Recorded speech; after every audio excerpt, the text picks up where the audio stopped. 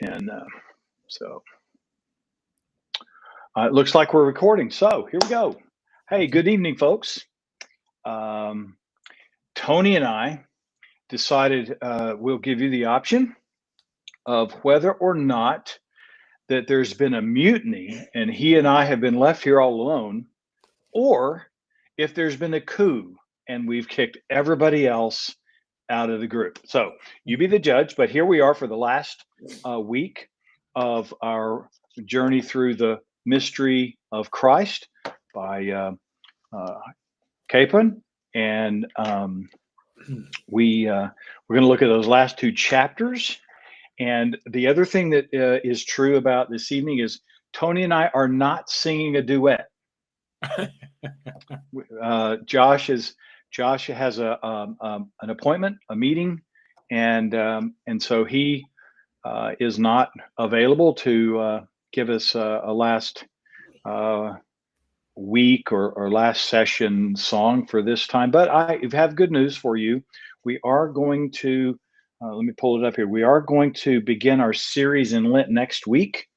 We're going to look at the metaphors or motifs in Fleming Rutledge's The Crucifixion, Understanding the Death of Jesus Christ. If you've seen her book, read her book, or worked through it, it is very good. But rather than tackle the entire book over the course of the weeks in Lent, Mondays in Lent, we're going to take a look at the motifs. I'm trying to look here and see. I got to get the right text message so I can tell you which two, if you happen to have the book. We're going to do the motif of Passover and Exodus next Monday. So if you happen to have that great book, then you can look ahead. Otherwise, I suggest maybe reading through the Exodus and the story of the Passover and the Exodus account. And then we'll pick up there on next Monday. So, Tony, what about George? What did you think about George? I thought it was a good chapter, a good ending chapter. It was an appealing person and encounter. I think one of Capon's interlocutors said he seems to be more comfortable with men than women or something like that. But George, I think, was comfortable with himself, which often makes it easier for other people to be comfortable too.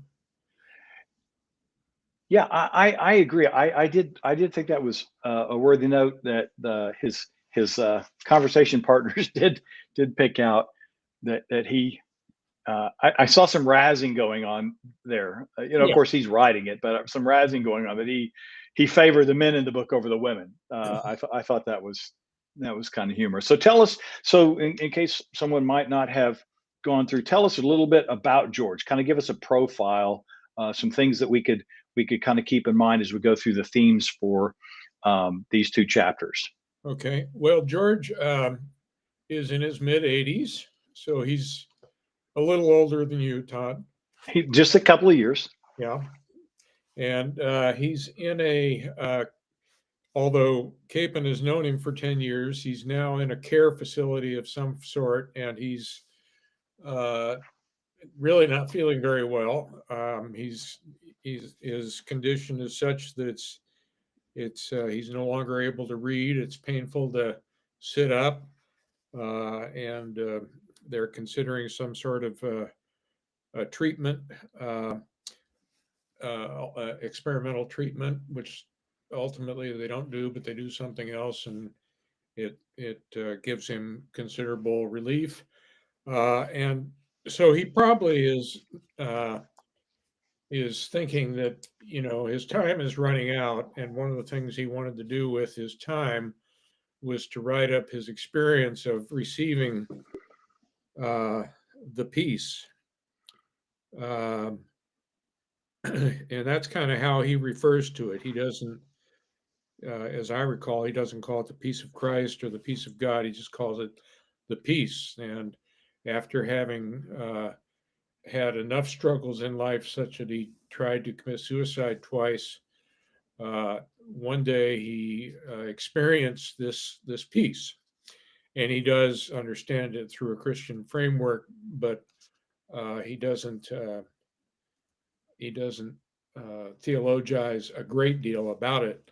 But he wants to talk about the experience, and he wants to write about it. And so Capon and he are having conversations about what this peace that has relieved his sense of anxiety and sense of restlessness is about. And it happened, I think, I can't quite remember, maybe you do, Todd, 30 years ago. Yeah, I think that's right. And but it stayed with him. You know, sometimes people have an experience like that, and it's memorable but passing. But in George's case, it seemed to be a transformation from one state to another, and so he's anxious to get something written about the experience. And we learn in the second chapter that when he began to feel better, Capon had made some suggestions about how he might go about that, and he had actually George had retained somebody who was able to take dictation and take his notes, and so the project was underway. Maybe his end of life project, but yeah. So is that Yeah, no, that's good. That's good. yeah. I like that you picked up and pointed out that uh, in an interesting sort of way, given the themes that we've had up to this point, that it was interesting that Capon chose to um, stay with peace, even though a couple times he said it goes by other names. You know, Yeah. my grace, forgiveness, etc. Um, and so I thought that may be timely for all of us. That is, there's a lot of upheaval going on. There are a lot of uncertainty in our day, and so to read a chapter that characterizes the gift as peace, I call it providential, call what however we might want to conceive it, but it seems to be pretty pertinent for us. Yes. Yes. Yes. I think people are experiencing uh, uh, anxiety and a sense of being overwhelmed, and a sense, as you say, of uncertainty. And it's peace is hard to come by. And I I wrote recently that I find that in this time, you're there anyhow because it's still your work. I'm not preaching every Sunday, but I find it important to be in church and be reminded of another point of reference in which I can find a kind of alternate story, an alternate uh, viewpoint. Uh, it's very easy, at least for some of us, perhaps not for everyone, to let contemporary news and certain figures in the news take up a lot of space in our heart, mind, and soul. And Mhm. while wanting to stay informed, I try to resist letting my heart, mind, and soul be taken over by uh, alien invaders. Right, right.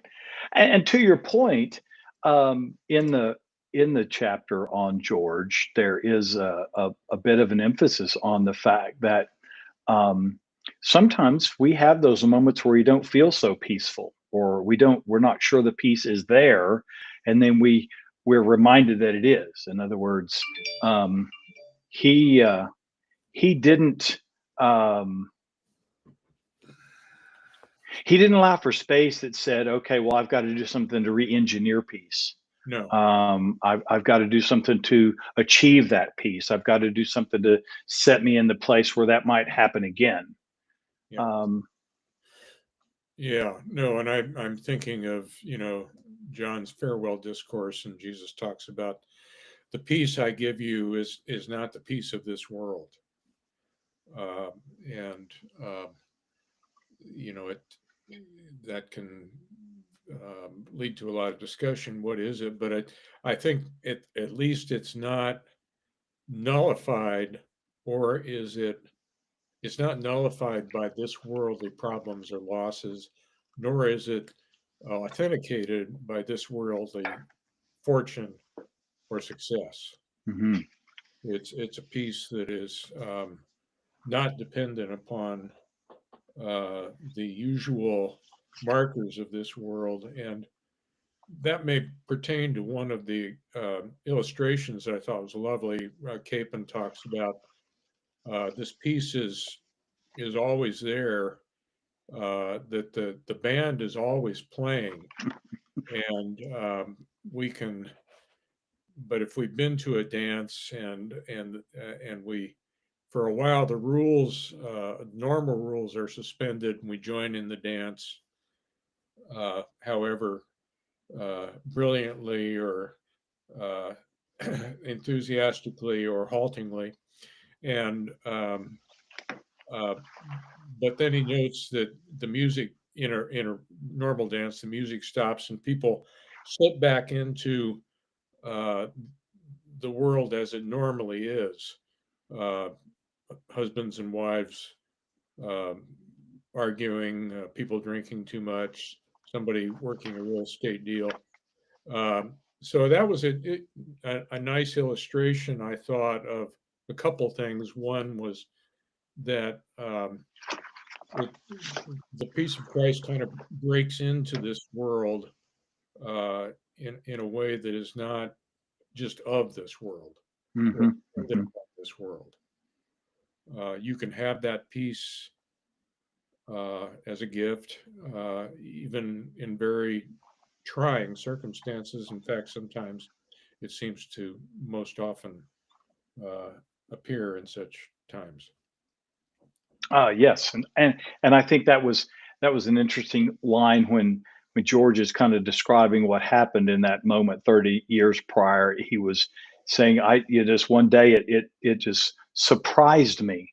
Mm. Um, it came over me, and I just knew I had been accepted. He said, Uh-huh. and I got to thinking about um, how that sort of sense is like new music to dance by. Wow. When when you're um, when you've grown up in sort of this sense that I've got to do something to be accepted. I got to kind of work my way into, say, a social group that I want to be a part of. Or if you grew up in certain church contexts, there are things I need to do to be accepted by God. And to hear or to be surprised that, hey, wait a minute, you're already accepted, is certainly puts the feet to moving in a whole different way. Yeah.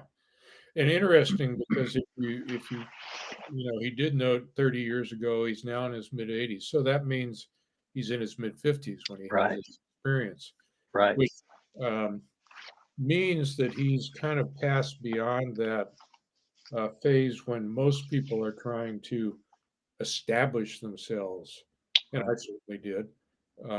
And you're kind of into I think it's a somewhat dangerous time because um, on the one hand, you realize by the time you're in your mid 50s, at least I think many do, many of us, that you are what you are.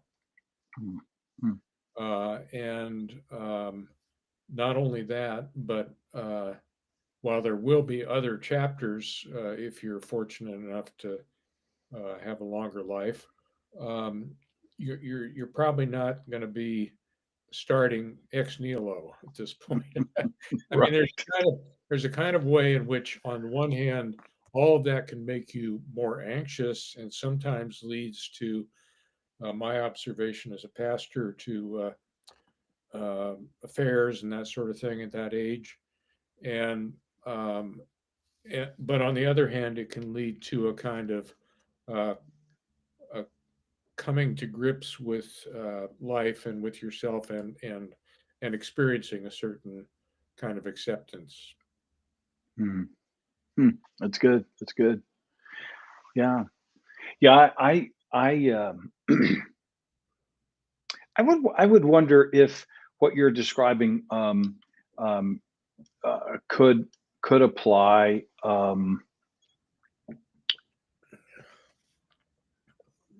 The same at different stages. It just strikes us at a bit of different impulse. And so, like you described, it would mean that there would be maybe different responses to that feeling than what Yeah, we would have maybe at a younger point. yeah, yeah. And I don't mean to nullify the surprise or grace aspect with a naturalistic or life stage explanation. I just thought that was the timing was interesting, Yes. and Yes. and but I do think it's clearly in his description, not something he has worked out, not something he's figured out, not something he's solved, not something he's achieved. Is something that came to him. So it's Yes. more it's revelation in that sense. God has revealed God's self. God has revealed a peace Yes. comes as a gift, and I think that's one of the distinctives of Christian faith. So many other traditions are are either law traditions where you're working to get to a certain place, uh, or in the secular world, there's a lot of emphasis on figuring things out, getting control, getting things down, getting on top of things, but it's all stuff I need to do, Hmm. and it's sometimes uh, it's the rat on the wheel because the faster you run, the faster it goes. Yeah. It's this never-ending pursuit for the best optimization, so that now you can find some time to spin the wheel longer, Yeah, if not faster. So yeah, that's yeah, that's a good point. Before we go into something Joni mentions in a comment, um, I liked the emphasis on accepting that we're accepted. Um, because we have such a there is, and maybe I'm thinking through the lens of my grandchildren, um, and there are a couple of them entering, adolescence, teenage years, and even a couple of the my younger grands who still seem that the world that they're in is um, trying to press them into a particular mold, mm, so that then they can be accepted by a larger group. And they have great parents who have done a fine job, I think, of letting them know they're accepted, and they should accept their acceptance. In other words, their parents aren't asking them to be a child they're not. They're not asking them to be as efficient or proficient in things that just may not come natural for them. mm, There's and so it just kind of struck me that at whatever age we are, and when the moment of peace lapses, when we're not sure that Jesus is always present, we kind of easy lapse into that. I don't know if we would call it a temptation, but the habit of trying to figure out, okay, how can I feel better about myself? And it's predicated on how someone else views me or how someone else receives me. mhm. And so when he emphasized that, part of that peace that comes is accepting that we've been accepted, and he pointed to the parable, the wedding parable, where he invited all the rich guests, Mhm. and they rejected that, and so he went out and just dragged every person on the street. He called all the homeless people, gave them clothes to wear, Mhm. and they, he envisions that maybe there had been a skepticism that they'd been accepted, and there at the end there is one who just refused to be accepted, Yeah, or acknowledge that he'd been accepted. And I thought that was pretty potent, because I think it was Tim Keller some years ago, um, made the point that a lot of people change their understanding of the world and their place in it when they decide that there's a particular social group of which they want to be a part.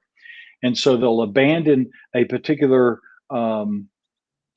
conviction in pursuit of a particular social knowledge that endears them to the new group in which they want to be accepted.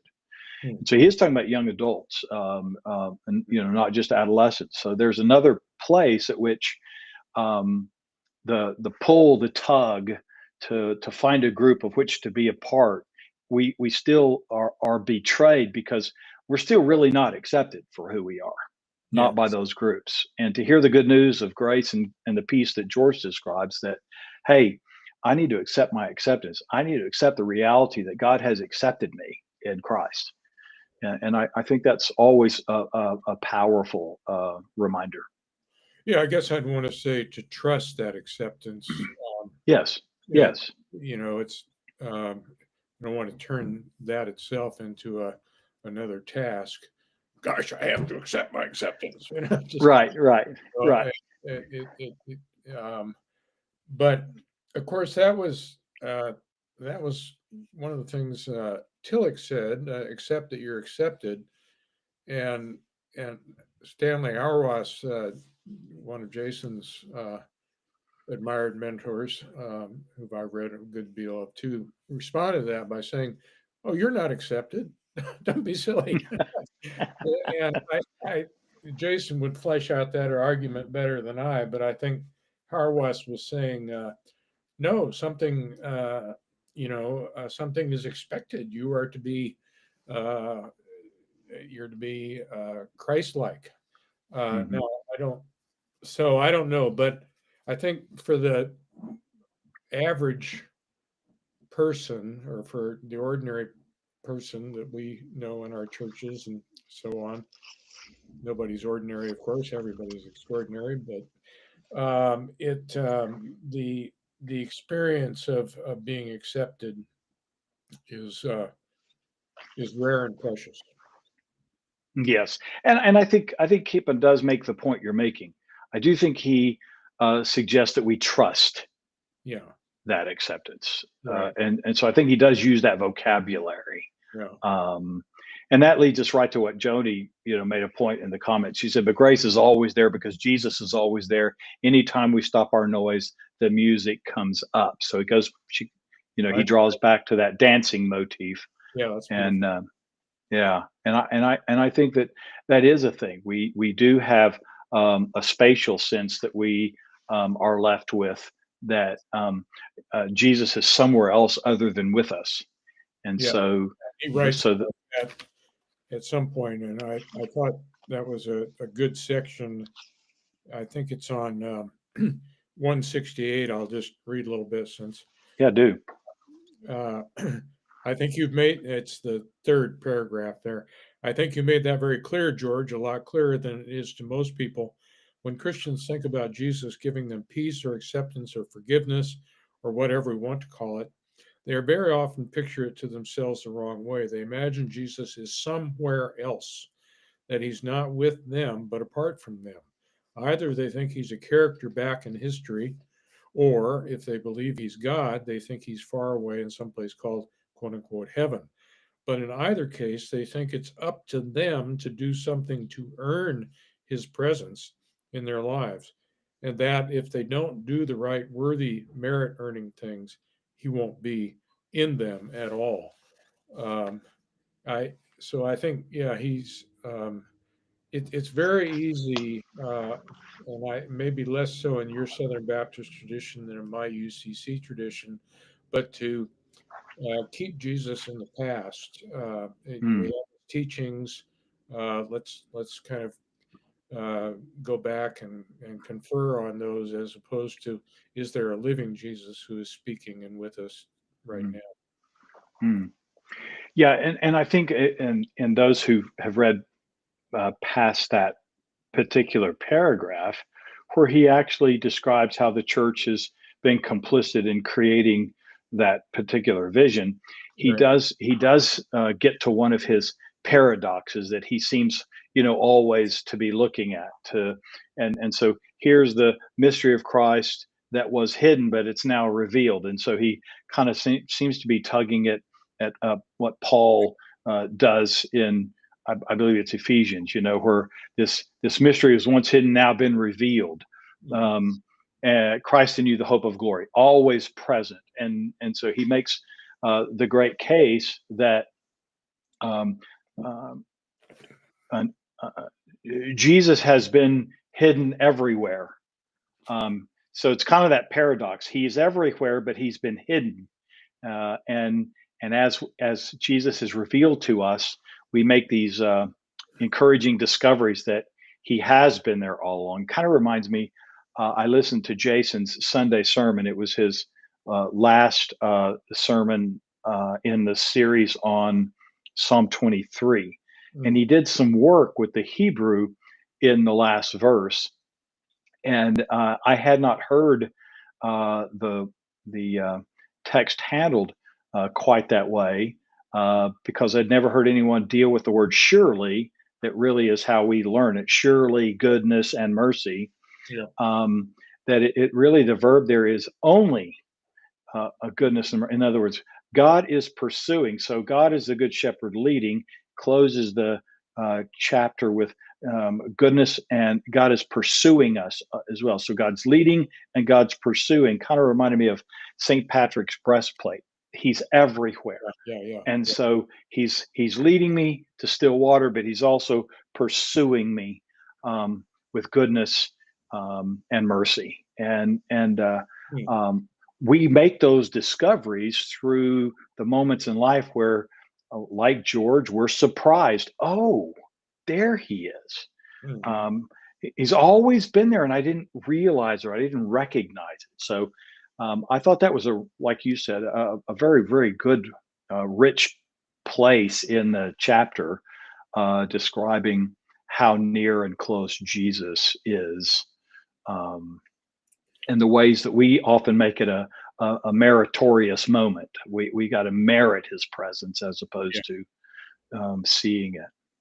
Was he also saying that the mystery of Christ talks about is something present in all creation?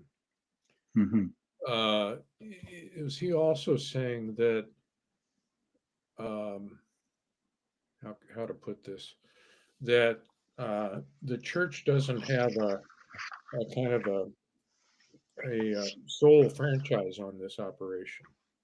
That the mystery of Christ present in all creation in all times and places is not something you may learn about it, you may hear about it, you may experience it at church, but it's not something we're in charge of. I mean, I just wonder if that's what he was saying there as well. Yeah. And so in that sense, someone could experience the mystery of Christ as experience this acceptance or peace without necessarily without being a part of the church. I don't know. Is that what he's implying? I don't. I'm going to have to back off and say I really don't know. I think the context, and given his particular background, I don't know he'd be so willing to say apart from. I think he's an even-handed critic to say that sometimes the church is missed, but I don't know that he would say that. Yeah, I don't know. I think Jason might jump in with maybe some Robert Jensen, if not Bart, and probably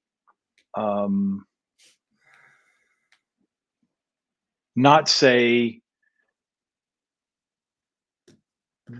that it could be understood apart from the story lived out in Christian community. I just would find, yeah, Yeah. And that's where I'm not the expert on Capon, so I Yeah. don't know, but I would figure that his particular um, uh, his particular branch of the Christian tree would imply something like what Dennis has here in the comments, that having peace in one's heart is not a private or individualistic experience, but is rather a corporate and ecclesial reality that is shared with others in the community of faith. That's good. I think it would be that discovering Jesus at work in the world is made plain to us through the story told by the church.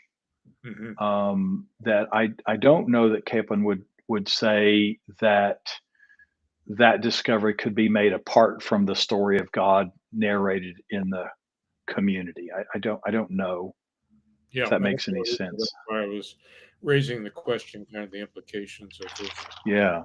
Christ thesis and what he was Yeah. saying. But we miss Jason, who would clarify these matters for us. But Yes, we'll have Jason. We'll make a note. just, I think I'm sorry he didn't make it. I was going to congratulate him for his role in the movie Conclave. that's good. That's good. I need to see that. He said it was really good. I think one thing about that mystery that I do think Capon was emphasizing was that um, uh, the universality in the sense that it is present for everyone. Mm-hmm. Um, because I think his thematic piece is it's not a result of merit. It's not a result of performance. It's not um, a particular execution on our part that you Yeah. know Yeah. puts us in that place. And so in that middle of 171, I think that's where I was. No, let me see here. In the middle of 169, it's already there for everybody. No one has to run around looking for it. I think his euphemism there is a way of saying that um, you don't have to find the right ladder to get there. That um, uh, God at work in His narrative in the world is always present. Uh, our discovery of it, of course, is Yeah. Yeah. is the is a work of the Spirit through the life of the church. I believe. He may think other. We might have to take that up with Capon in glory. Yeah. Okay. Well, that's helpful. Yeah. Thanks. Yeah. Um, when what I caught, the next thing I kind of caught was uh, it kind of goes back to he keeps playing on this acceptance, and in 171 he says they're having the discussion about uh, Bonhoeffer's notion of cheap grace, Hmm. and uh, this is where I think that Jason's got his line. I've heard him say before that grace isn't even cheap; it's free. Hmm. And so he's talking about um, the way Capon kind of turns the phrase um, to say that the idea that we would talk about grace as being cheap actually is a reversion to did you do enough to merit the grace, and are you doing enough to um, lay claim to grace has captured you? And so I think that's why in that top of 171, and he comes down to that second full paragraph. Look at what you just said. You said you weren't a disciple in Bonhoeffer's league, just someone to be a someone trying to be a Christian. I don't buy that. I think your acceptance of all your difficulties is discipleship. And since it's always easier not to accept such things, to resent them, and to blame other people or God for them, I suppose that in some sense it's true that you've made the quote costly response to grace, and that those who wallow in resentment and blame have made the quote cheap response. But the distinction still bothers me because it leads someone like you, Someone who really sees that the peace that comes by grace is the only thing that matters, the only thing God finally cares about, to say you're somehow not doing what you obviously are doing. So I think he seems to set it up as though there is the potential. And again, I'm trying to make an appeal back to one of Jason's regular emphases that it seems easy for us to recreate the law out of grace. He calls it the gospel, and that he's helping George understand that to minimize his recognition of the peace and the grace of God um, is not cheap. It's a recognition of the gift in such a way, and there shouldn't be the move to work backward to say, okay, well now I've got to measure up to a certain qualification. This is also the place at which I think they would invoke Fleming, who has talked about Capon, running out of the stadium with the football. Had that analogy a couple times, Well, and so I think there is balance we need to have for that. yeah. Well, and this is a nuanced territory, and Yes. we're kind of talking about it in words and concepts. I think I used to say grace is free, but it's not cheap. Hmm. I didn't mean you have to earn it, but I did mean that it's not enough just to have a kind of um, just to talk about it as a concept. It has, Right. if grace is if we've experienced grace, it works a change in us, and that Yes. doesn't mean that we're perfect by a long shot. It means in some ways that we're more aware of our imperfections, but it it there is some manifestation, not to merit further grace, but it just, it's like the parable of the unforgiving servant. Is after having been forgiven much and not forgiving even a little, Mm. uh, something has, so it's easy, I think, to repeat lines like "we're saved by grace" or "we're saved by the grace of Jesus Christ," but getting down to where that really has has gotten a hold of our hearts, which Mm. is what happened to George. You know, Yes. life was, Yes. and Yes. and then Capon is citing that his his response to uh, pain, suffering, aging, of not being bitter or blaming others, is a manifestation of grace. I think that Mhm. that's true, uh, Mhm. but it's um, but one does, you don't want to make certain behaviors, attitudes, or whatever a condition for grace. Mm. On the other hand, you you I think believe that grace is a power that does change lives. Oh, yes. Yes. Yeah, and that's where that's I think one of the things that we've seen from the beginning that we would like to have seen maybe more of. Um, and that evidently wasn't Capon's point, but the there could have been for me an occasion on 172 that when uh, there's talk about a new creation by the mystery of Christ. And then George says, I don't know. It sounds very much like, shall we continue in sin that grace may abound? When Paul thought of that, he said, God forbid. And of course, Capon does pull the Greek out. It's really is, may it never be so. May that never come to be. Meganoita, that's the phrase. And it could have been here that he could have emphasized a bit about, hey, George, this transformation has taken place in you. The very conversations we've had over time have clearly indicated that the grace, the peace that's come to you has overtaken um, that life before, the life where you had despaired, where you maybe were to the point of being despondent. Yeah. Um, and so it has had worked a change in you. Um, but he didn't.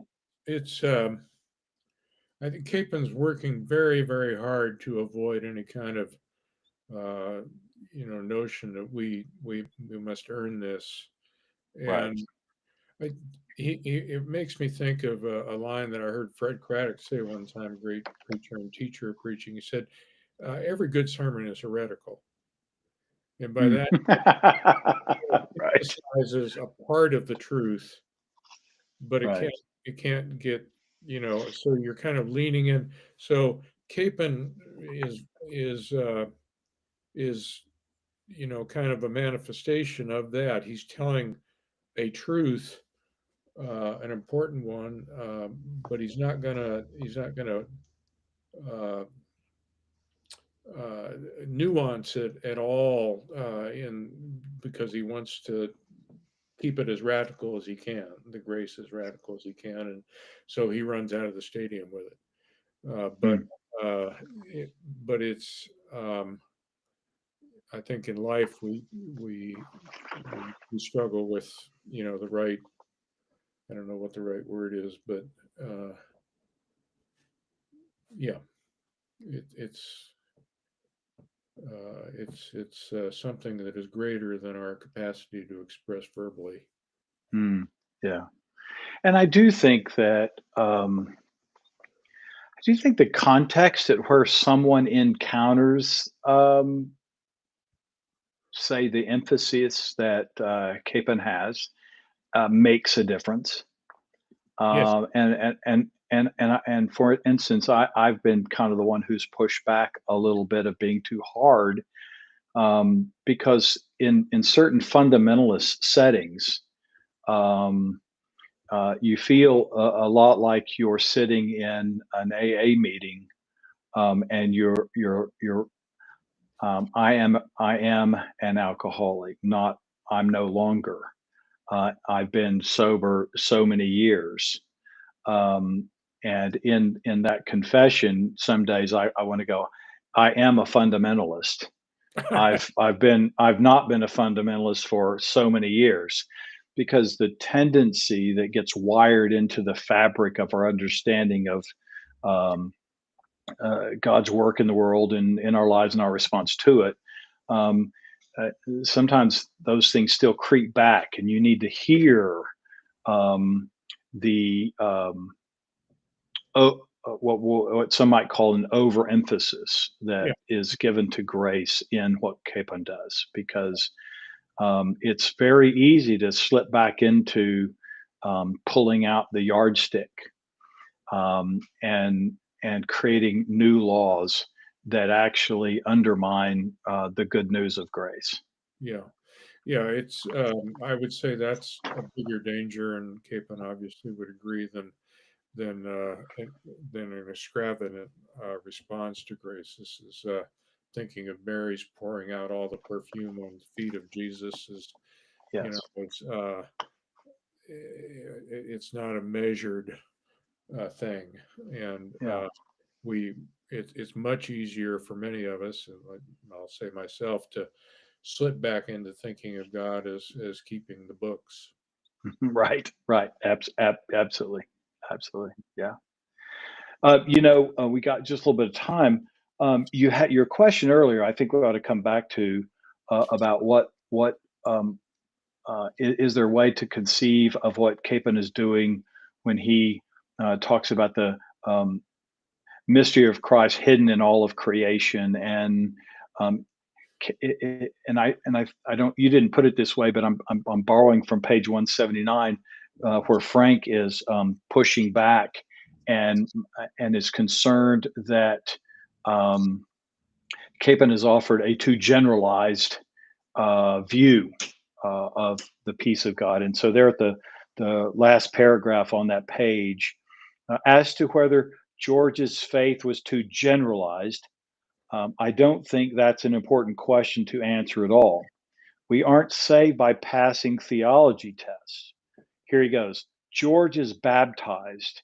He receives communion gladly and willingly, and he believes God has given him peace. Sure, I too would like it better if his theological observations were a little bit more tightly focused on Jesus. But the real point is that Jesus is tightly focused on George, and that however George formulates his faith, and he does, all you have to do is listen to him. It's his faith he's formulating, and that's probably just fine with Jesus. Um, Mystery of Christ is operative in us, whether we know it or not, or whether we get a proper intellectual handle on it or not. The power of Jesus' death and resurrection makes a new creation of the whole world. After that, any response we may make to it is distinctly secondary. And if that response is an inconvenience to anybody, at most it's only an inconvenience to ourselves. So he's not clear. Well, and that's okay. I mean, it's that's why I call it the mystery of Christ. Mm-hmm. Um, Right. and so yeah, I had something I was going to say there. What?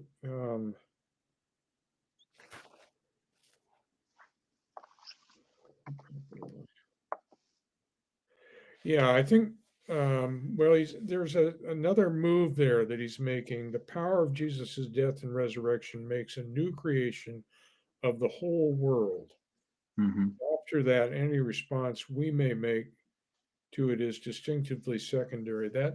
That's a kind of an apocalyptic statement that I think is also a good corrective because in American Christianity, we tend to individualize this, and we forget there is a new creation in Christ that is in us but beyond us, that is cosmic, that is the new world, and we can get I think he's implying here too hung up on scrutinizing ourselves as opposed to um, praising and enjoying and trusting uh, that there is therefore no condemnation in Christ. There is a new creation in Christ, and all who are in Christ are a new creation.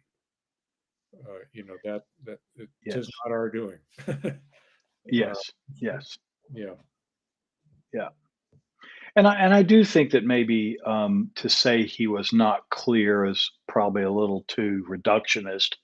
Um, I think because the same conversation has been had with Frank or been represented in the character of Frank over and again, he's he's kind of um, drawing a long thread through some of those earlier conversations to continue to make the point that the emphasis is on Jesus and what God has done in Christ for us. That's the mystery of Christ, and that Frank always does seem to be the one to want to come back and um, uh, feel like that's not enough.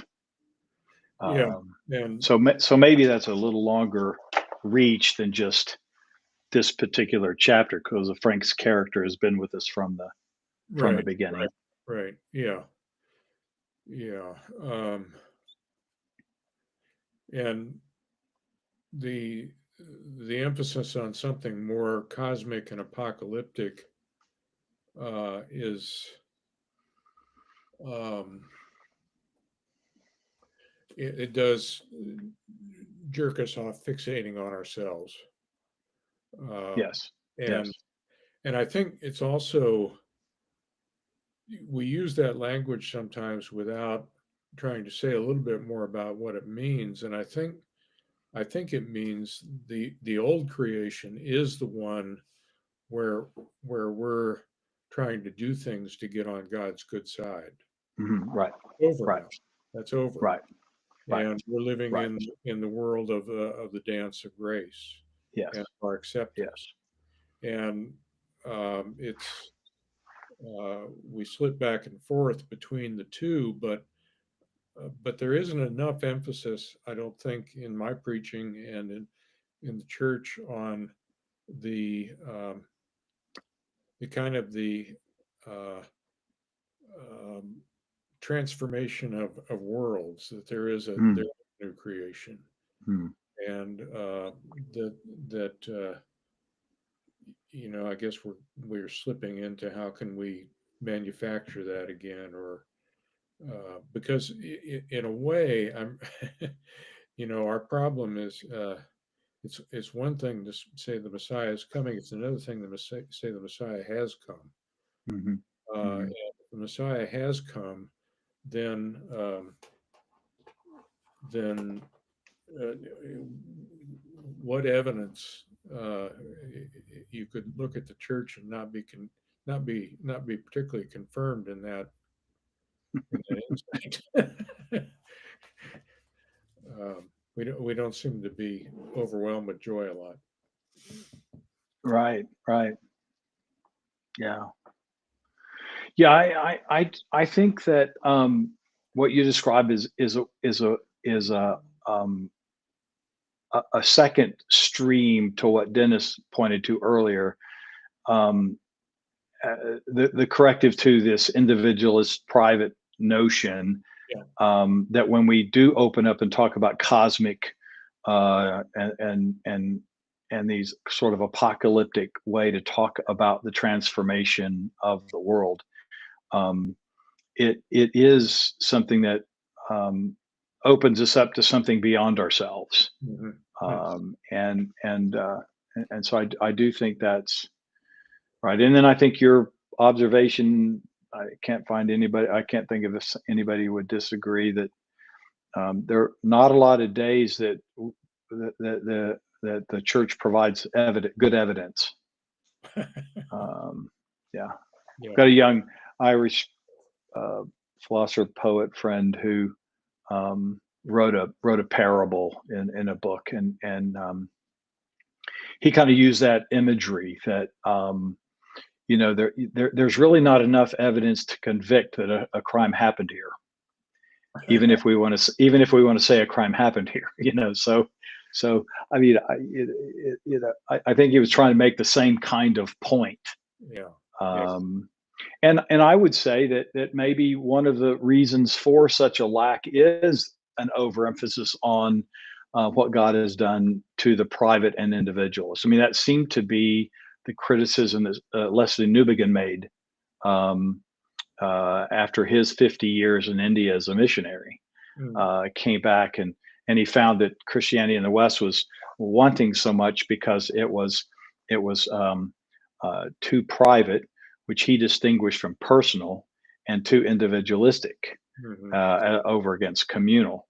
And so I think maybe you know um, there is something to that. You know um, that any sort of rupture in the message that can impact um, and shake us out of a purely privatized religious offering and a purely individualistic expression is a good thing.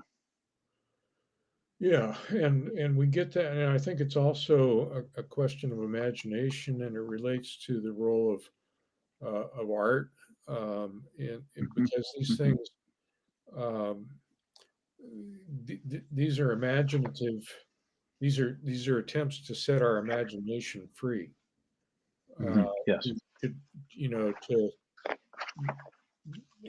dream, kind of in the Joel Axe sense of our women had visions and our old men dreamed dreams, uh, something big, as opposed to just, oh,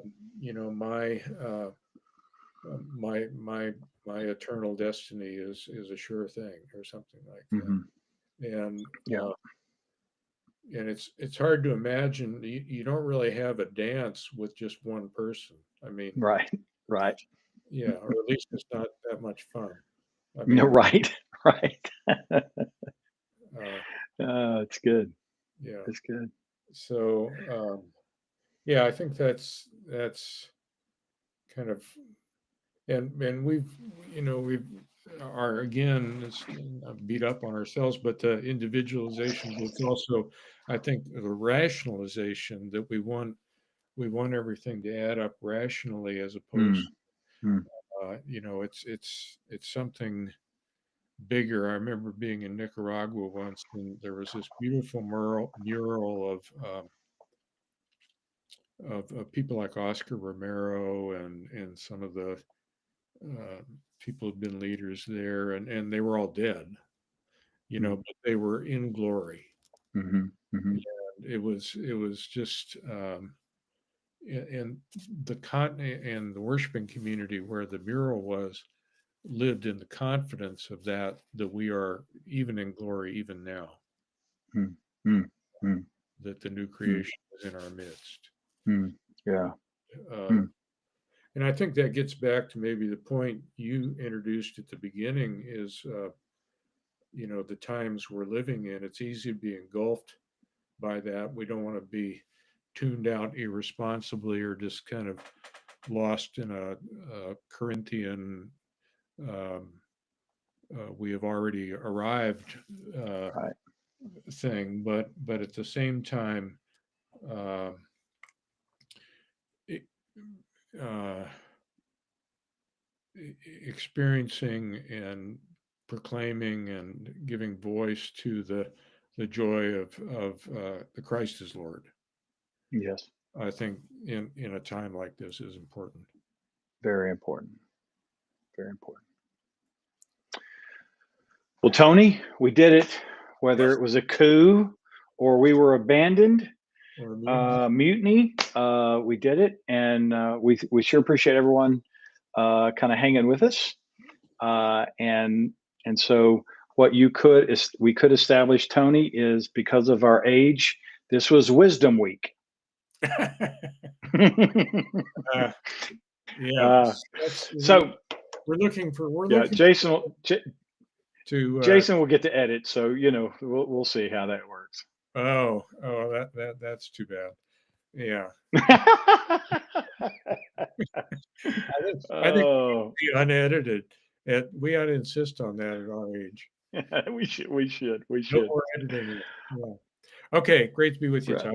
All Okay, right, great. All right, folks, we will pick up next week, and we'll pick up with the great work by Fleming Rutledge on the death of Christ. And remember, we're going to look at that motif of Passover and Exodus for the meaning of Jesus's death or understanding Jesus's death. So until then, hope you have a great rest of the week.